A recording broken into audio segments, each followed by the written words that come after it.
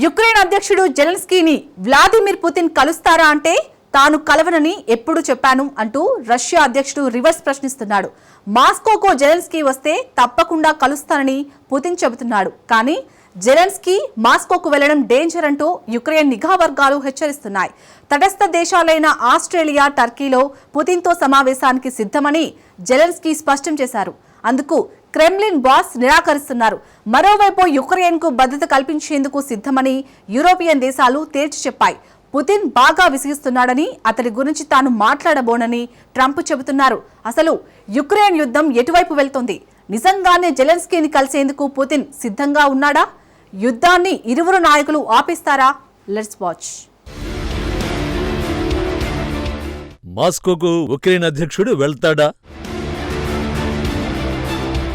కీవ్కు Europe ఎలాంటి రక్షణ కల్పిస్తుంది?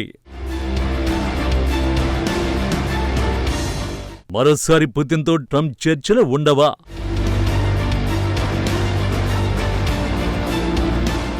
2025లో దౌత్య విధానం పూర్తిగా మారిపోయింది. దౌత్యం అంటే పలు విధానాలపై విదేశాలతో కేర్ఫుల్గా చర్చలు జరపడం.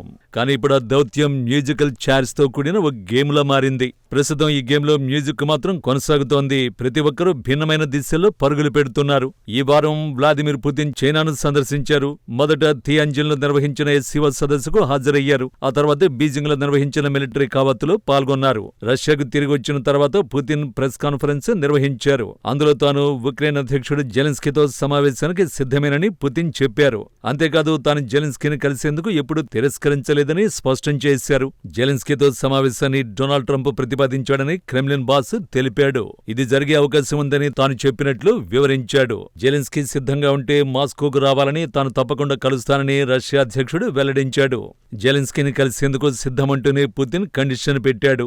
జెలెన్స్కీ మాస్కోకే రావాలంటున్నాడు. కానీ మాస్కోకు జెలెన్స్కీ వెళ్లడం అంటే అత్యంత ప్రమాదకరమని ఉక్రెయిన్ నిఘా విభాగం వార్నింగ్ ఇచ్చింది. ఈ నేపథ్యంలోనే తటస్థ దేశాలైన ఆస్ట్రేలియా, టర్కీ వంటి దేశాల సమావేశానికి జెలెన్స్కీ ప్రతిపాదిస్తున్నాడు. కానీ క్రెమ్లిన్ మాత్రం తిరస్కరిస్తోంది.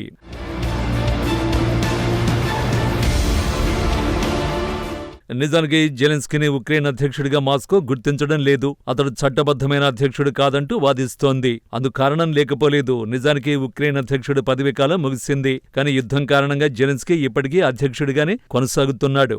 అందుకే చట్టబద్ధమైన నాయకుడు జెలెన్స్కీ కాదని, అతడితో శాంతి ఒప్పందంపై సంతకం ఎలా చేస్తామంటూ రష్యా ప్రశ్నిస్తోంది. ఉక్రెయిన్లో ఎన్నికలు నిర్వహించిన తర్వాతే అధ్యక్షుడితో సమావేశం సాధ్యమని చెబుతోంది. కానీ యుద్ధ సమయంలో ఎన్నికలకు మార్షల్లా అంగీకరించదు. ఈ నేపథ్యంలో జెలెన్స్కీని కలుస్తానన్న పుతిన్ వ్యాఖ్యలు కేవలం ప్రకటనలకే పరిమితమని పలువురు విశ్లేషిస్తున్నారు. అదే సమయంలో వాషింగ్టన్కు పుతిన్ వార్నింగ్ ఇచ్చాడు. భారత్ చైనాపై ఒత్తిడి తెచ్చేందుకు అమెరికా అధ్యక్షుడు డొనాల్డ్ ట్రంప్ యత్నిస్తున్నట్టు పుతిన్ మండిపడ్డారు. శక్తివంతమైన ఆర్థిక వ్యవస్థల్ని నడిపే దేశాల నేతలపై వలసవాద కాలం నాటి వ్యూహాలను ప్రయోగించాలని చూడడం ఏమిటంటూ ప్రశ్నించారు. చైనా, భారత్ రెండు జనాభా పరంగా పెద్ద దేశాలని, వాటికి సొంత చట్టాలు ఉన్నాయని పుతిన్ తెలిపారు. అలాంటి పెద్ద దేశాలను శిక్షిస్తామని చెప్పే ముందు వాటికి ఎవరు నాయకత్వం వహిస్తున్నారో ఆలోచించాలని ట్రంప్కు హితవు పలికారు. వలసవాదులతో దీర్ఘకాలం పోరాడిన చరిత్ర రెండు దేశాలకు ఉందని, అమెరికా మరిచిపోరాదని చురకలంటించారు.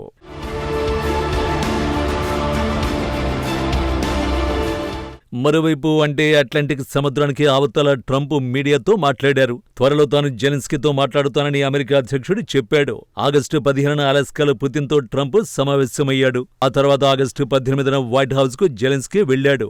అప్పుడు జెలెన్స్కీ పుతిన్ సమావేశానికి ట్రంప్ 2 వారాల డెడ్ లైన్ విధించాడు. ఇప్పుడు ఆ 2 వారాల గడువు ముగిసింది. ఇప్పుడు ట్రంప్ ఏం చేయబోతున్నాడు? తదుపరి చర్యలపై ట్రంప్ స్ట్రాంగ్ గా ఉన్నట్టు తెలుస్తోంది. రష్యాపై ఇప్పటికే కఠిన చర్యలు తీసుకున్నామని అమెరికా అధ్యక్షుడు చెబుతున్నాడు. అసలు ఏం జరుగుతోందో తాను కూడా తెలుసుకోబోతున్నానని ట్రంప్ చెప్పాడు. సో జెలెన్స్కీతో ట్రంప్ మాట్లాడుతాడన్నది స్పష్టంగా తెలుస్తోంది. మరి పుతిన్ సంగతి ఏమిటి? రష్యన్ అధ్యక్షుడి గురించి చెప్పడానికి ఏమీ లేదని ట్రంప్ క్లారిటీ ఇస్తున్నాడు. అతడి తీరుతో తాను సంతృప్తికరంగా లేనంటున్నాడు. మరి యూరప్ మాట ఏమిటి? ఉక్రెయిన్ యుద్ధంపై యూరప్ ఏం చేస్తోంది? ప్యారిస్లో యూరప్ దేశాల అధినేతలు సమావేశమయ్యారు. సమావేశానికి 30 దేశాల అధినేతలు హాజరయ్యారు. దీనికి ఫ్రాన్స్ అధ్యక్షుడు ఇమాన్యుయల్ మాక్రాన్ నాయకత్వం వహించాడు. ఈ మీటింగ్ ఏదో సంబరాల కోసం జరగలేదు. ఉక్రెయిన్కు మద్దతునివ్వడానికి అవసరమైన నిర్దిష్టమైన చర్యలను ప్రతిపాదించడానికి చేస్తున్న ప్రయత్నమే ప్యారిస్ సమావేశం. ఈ సమావేశానికి అమెరికా నుంచి ప్రత్యేక రాయబారి విట్కాఫ్ హాజరయ్యాడు.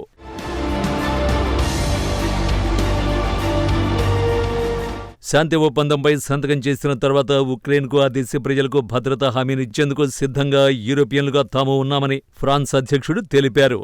ఉక్రెయిన్కు ఈ హామీని తాము వాషింగ్టన్లోనే ఇచ్చినట్లు మ్యాక్రాన్ చెప్పారు.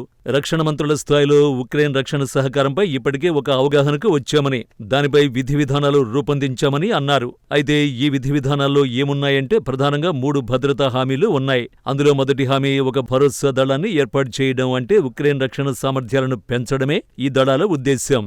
రెండో హామీ ఉక్రెయిన్ గగనతలంలో వచ్చే ముప్పులపై ఎయిర్ పెట్రోల్ చేయడమే. మూడో హామీ నేవల్ మైనింగులను తొలగించడం. దీని ఉద్దేశ్యం ఉక్రెయిన్ తీర ప్రాంతాలు, వాణిజ్య మార్గాలను సురక్షితంగా కార్యకలాపాలు సాగేలా చేయడమే. ఈ చర్యలు చేపట్టేందుకు యూరోప్ ఐక్యంగా ముందుకొస్తోంది.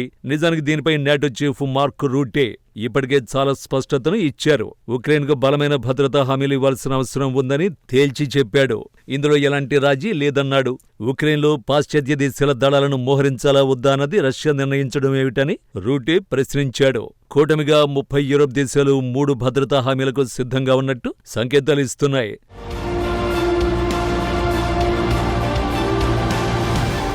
మొత్తంగా ఉక్రెయిన్కు మద్దతునివ్వాలని యూరోప్ కోరుకుంటోంది. అది కూడా సొంతంగా అందుకు నిబంధనలు రూపొందించాలని యోచిస్తోంది. ఉక్రెయిన్ సార్వభౌమ దేశమని, ఆ దేశం భద్రతా దళాలను కోరుకుంటే తాము తప్పకుండా పంపుతామని నాటో చీఫ్ చెప్పాడు. దీనికోసం మరో దేశాన్ని కోరవలసిన అవసరం ఏముందని ప్రశ్నించాడు. తాము పుతిన్ను మరింత శక్తివంతుడిగా చేయాలని కోరుకోవడం లేదని రూటే చెప్పుకొచ్చాడు. ఉక్రెయిన్కు లాంగ్ రేంజ్ ఆయుధాలనిచ్చేందుకు యూరోప్ కూటమి నిర్ణయించినట్టు బ్రిటన్ ప్రధాని కీర్ స్టామర్ చెప్పాడు. సింపుల్ గా చెప్పాలంటే ఇప్పుడు దౌత్యం మంచి స్వింగ్ లో ఉంది. అయితే ఈ దౌత్యం నిజంగానే యుద్ధంలో ఫలితాలను ఇస్తుందా? నిజానికి జెలెన్స్కీని కలవడానికి సిద్ధంగా ఉన్నారని పుతిన్ చెప్పిన కొన్ని గంటలకే ఉక్రెయిన్పై రష్యా భీకర దాడులకు దిగింది. సుమారు 500 డ్రోన్లు, మిస్సైళ్లతో మాస్కో బీభత్సాన్ని సృష్టించింది. తాజాగా పశ్చిమ ఉక్రెయిన్ను రష్యా టార్గెట్ చేసింది. పోలాండ్ సరిహద్దులకు సమీపంలో దాడులు జరగడంతో ఆ దేశం అప్రమత్తమైంది. నాటో యుద్ధ విమానాలు గాల్లోకి ఎగిరాయి. ఈ దాడుల్లో కొందరు మరణించినట్టు నివేదికలు వెల్లడిస్తున్నాయి. సో నాయకులు మాత్రం సమావేశాలు నిర్వహిస్తూ ప్రకటనలు చేస్తున్నారు. కానీ యుద్ధం మాత్రం ప్రెస్ కాన్ఫరెన్సుల కోసం, సదస్సుల కోసం, సమావేశాల కోసం ఆగడం లేదు. ఉక్రెయిన్పై నిత్యం డ్రోన్లు, మిస్సైళ్లతో దాడులు జరుగుతున్నాయి. ఎందరో ప్రజలు మృత్యువాత పడుతున్నారు. అదే సమయంలో పుతిన్ మాత్రం వ్యూహాత్మకంగా మాట్లాడుతున్నారు. వాషింగ్టన్లో ట్రంప్ చర్చలను మరింత ముమ్మరం చేశారు. ప్యారిస్లో 30 దేశాల అధినేతలు సమావేశమై చర్యలు తీసుకోవడానికి సిద్ధమవుతున్నారు. గడియారం మాత్రం టిక్మంటోంది. దౌత్య మ్యూజిక్ కూడా ఆగడం లేదు.